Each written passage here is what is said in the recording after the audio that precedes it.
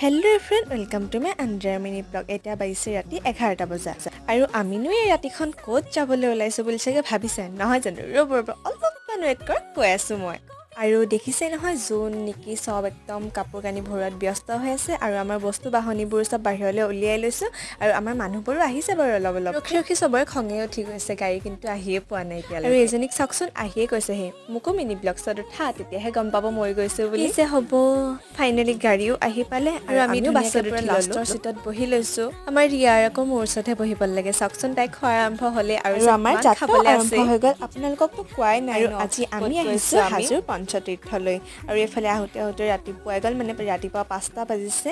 আহি পূৰা পাই গ'লোহি আৰু গাড়ীত পূৰা ৰাতি টোপনি গ'লোঁ। এইফালে স্নেহাৰ পৰা টোপনিয়াই আছে আৰু চিনেৰীবোৰ যে ইমান ধুনীয়া নহয়, আৰু এনেওতো ভাল লাগে ন সকলোৱে একেলগে মিলি আহিলে। আৰু গোটেইখিনি এটা মিনি ব্লগত দেখুৱাৰ